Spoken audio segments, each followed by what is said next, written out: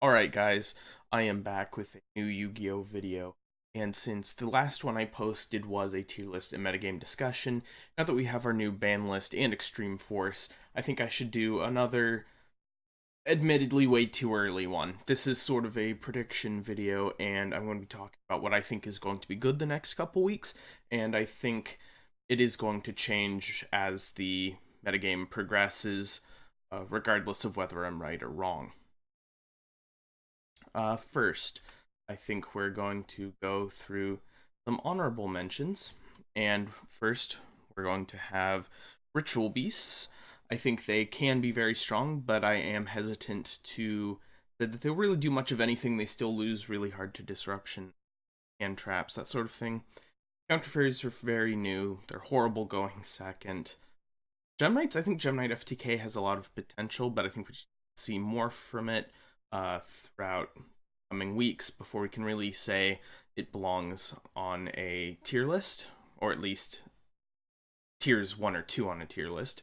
Finally, we've World Chalice, which is shown to be kind of a tier 2.5, tier 3 deck. Maybe they could make their way into the top of the meta. But these are my honorable mentions. I didn't really feel comfortable putting them in tier 1 or 2, but I think they do deserve attention. Now, with tier 2, we have True Draco, Zombie Lightsworn, Dinosaurs, Invoked, and when I say Invoked here, I am not including the True Draco or Trickstar variants, ABC, and Infernoid. So a lot of people are on the True Draco and Dinosaur hype train. I personally am not. I think dinosaurs are still okay, but I think not having Danglong prevents them from really being a true tier 1 contender. And True Draco, I did put them at the top of the list because I do think they could be tier 1. They do have some success, have had some success this last format, but they still really are, they're just kind of a one-trick deck, and they're fairly inconsistent even at just getting out Masterpiece. I think they just aren't really quite what they were. Maybe I'm wrong, but again, they just aren't what they were. I feel like they're just a shell of a former tier 0 deck. With Zombie Lightsworn, yes, they got the new Lightsworn. Link Monster, still the deck has a lot of brick hands. Could be very, very good. It could even be one of the 2 or 3 best decks. I just think that its inconsistency is going to back.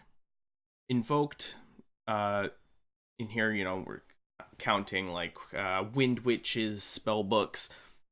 They're solid. They're just not amazing, and I think being kind of middle of the pack tier 2 represents that. ABC, another deck a lot of people are hyping. I just don't really think it's going to be that great long term. Yes, in the first few weeks, maybe it will be more tier 1, but I think if it gets too strong, people are going to start citing more for it. I think we're going to see even more Ghost Reapers. We might even see System Down if it's really that bad. Yes, Spiral, its worst matchup, is much weaker, but I think some of its other poor matchups also got stronger. I think it ends up balancing out. At the bottom of tier 2, we have Infernoid. Now, Infernoid, I had kind of the bottom of tier 2 last time. They do have tops, both the Burning Abyss and Lightsworn variants, but I just don't think Card Trooper to 3 really does much for them, and they didn't really gain much of anything else. So I think kind of just along with everything, the gap between it and some of the tier 1 decks has closed, and that's about it.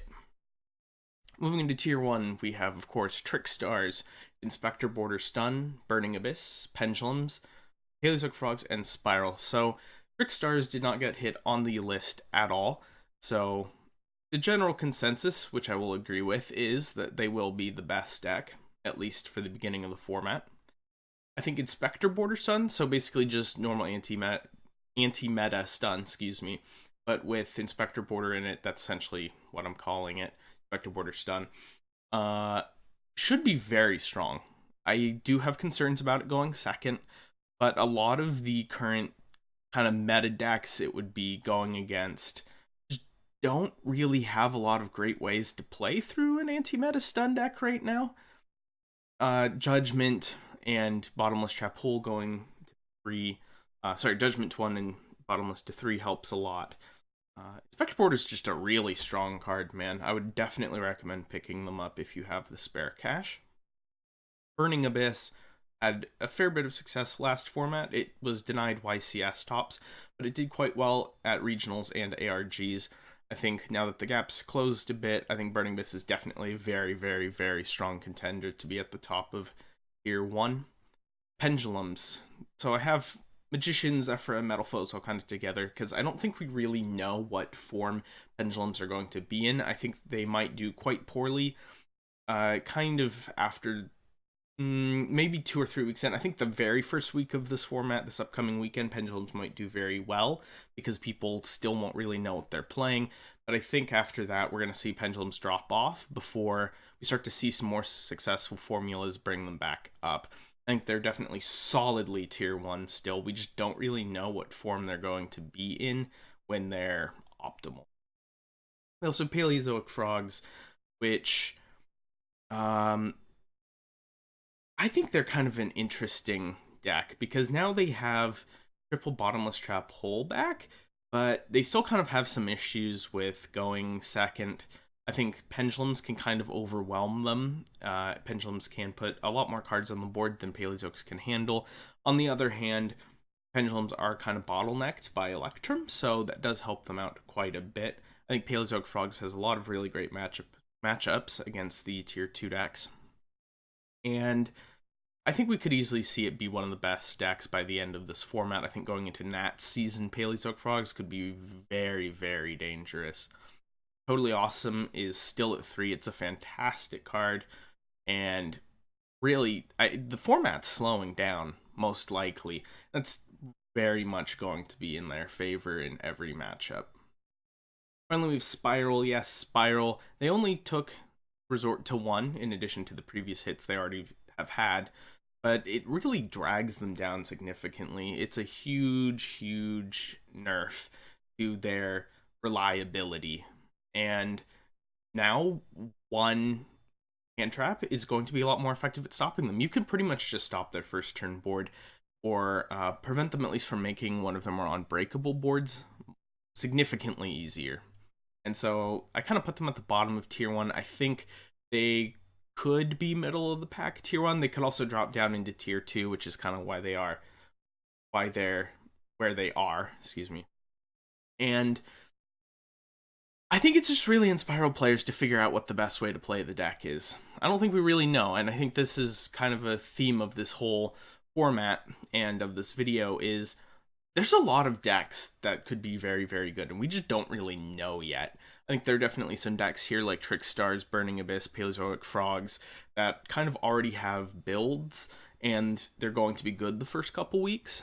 The other ones, we really have not that much of an idea. I think Pendulums and Spirals are being counted out more than they should be. They're still very much... I mean, they have most of their cards still. I mean, really, when you look at the ban list, they still have a bunch of their cards. Are they definitely a lot... Are they more fair now? Yes. Are they, not still overpowered? Trust me, they are still very overpowered. They are, for sure, Tier 1 decks, or at least the very top of Tier 2. So, this is kind of my quick go-through of what I think the best decks are going to be this format. I'll probably update it towards the end of the format when we actually have real results, or maybe not the end, but towards the middle once we're in a month. This isn't a super in-depth video on all the decks, but I just wanted to get something out here kind of quickly. I think we're going to be doing some discussions about individual cards and stuff over the next week, and that'll be kind of the more in-depth analysis if you're looking for that. So, please like the video, comment, subscribe if you want to see some more Yu-Gi-Oh! Videos again. Probably some more in-depth competitive analysis on things like cards or individual decks later this week. And I will hopefully see you in those videos.